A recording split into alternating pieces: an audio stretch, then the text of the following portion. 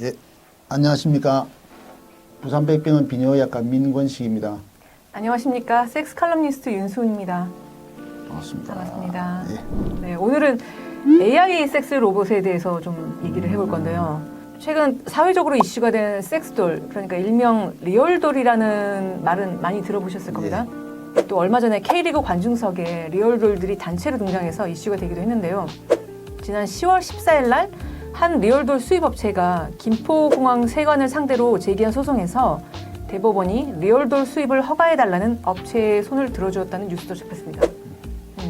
근데 이 리얼돌을 떠나서 최근 인터넷에서 AI 섹스 로봇인 하모니와 사만사 등 여성 로봇이 등장하는 영상을 봤습니다. 영상을 잘 만들어서 그런지 얼핏 보면 옆에 있는 실제 여성들보다 더 매력적으로 보이기까지 했는데요.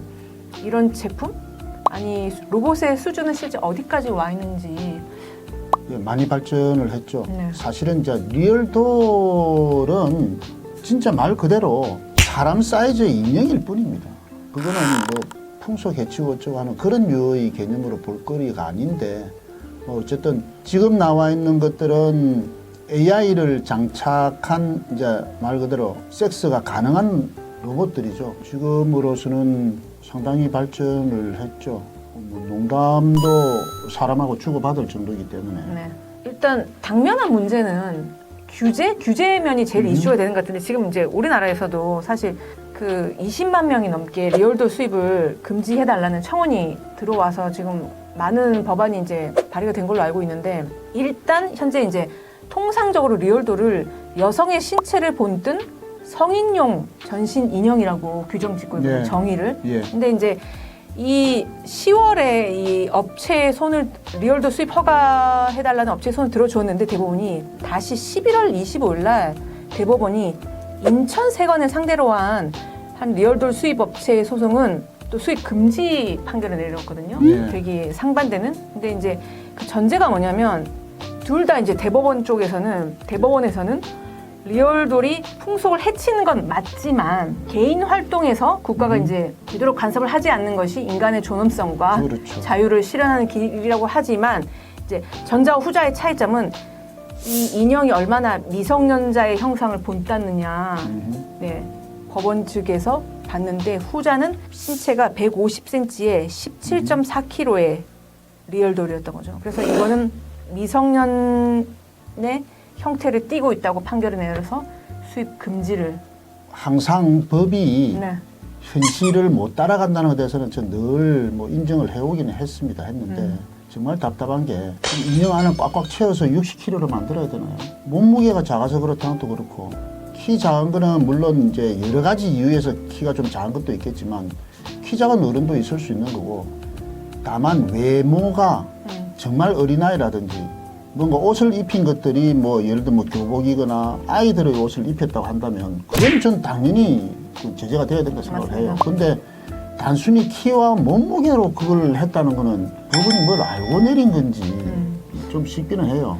저도 그 자세한 사진까지 못 봤지만, 그러니까 단순하게 생각해서 제작사 측에서는 작고 가볍게 만드는 게 일단 마진 문제도 있고 이런 비용 문제에서는 할 수 있지만, 결국 이제 대법원 측에서 미성년이라고 이제 형성했다는 거는 아무래도 외모가 크지 않았나. 글쎄, 뭐 외모 때문이라면 그건 뭐 안 보았으니까 네. 뭐 우리들이 뭐라 말할 거는 아닌데. 맞습니다. 그러면은 키로 얘기를 할 게 아니고 애초 지적 자체를 외모가 그 미성년자를 본따도록 만들어서 이건 안 된다라고 하면은 좀 더 예의가 명확해지죠. 네. 근데 키와 몸무게를 가지고 아마도 이쪽으로 따라갈 가능성이 높다라고 얘기를 한다면 수준이 많이 떨어지지 않을까요? 근데 또 일각에서는 이런 섹스돌이 장애인, 성불구 등 성적 장애가 있는 사람들한테는 도움이 될 수도 있다는 의견도 있습니다. 교수님은 어떻게 생각하십니까? 예, 그 부분이 사실은 제가 가장 중요하게 생각하는 부분입니다. 말 그대로 리얼돌은 단순히 이 남성이 자유여행을 하기 위한 아주 작은 도구 하나에 불과합니다.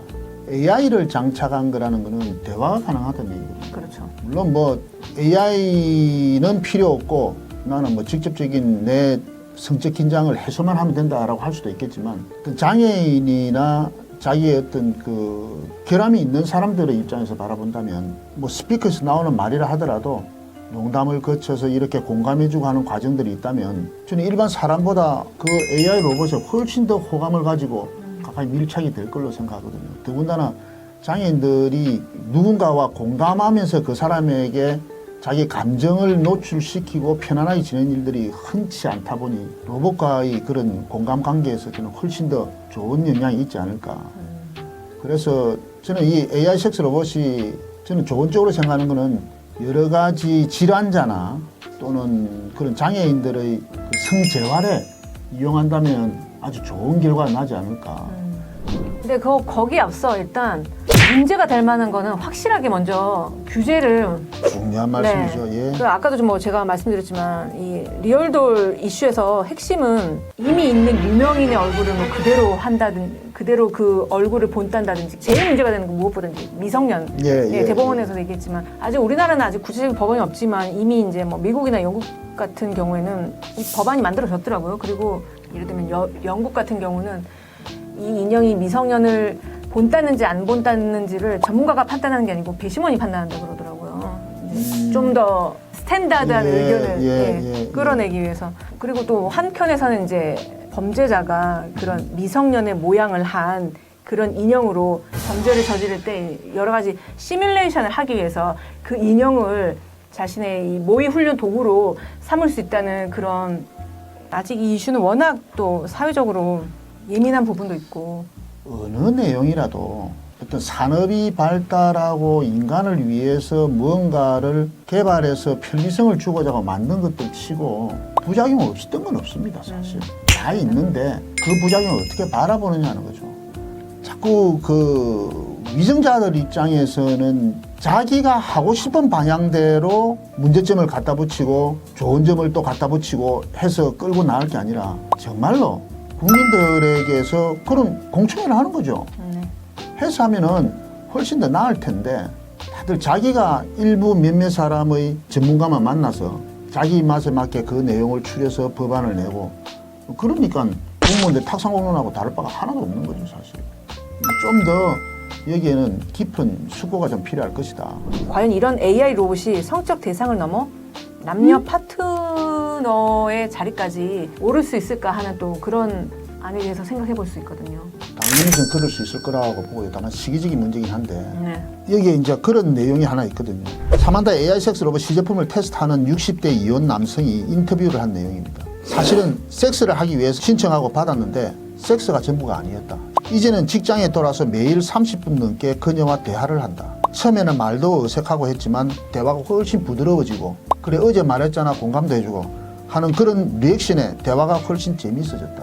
최소한 사랑까지는 안 보지만 내가 뭔가 대화를 나누고 내가 떠들 일이 생겼다는 거거든요. 이런 류의 내용들을 봤을 때 사실은 공감하는 사람이라는 내를 인정해주는 상대라는 게 얼마나 중요한가를 따져본다면 이 AI 뭐 로봇이든 뭐 섹스를 하든 안 하든 AI가 엄청난 효과를 들여낼 거라는 겁니다.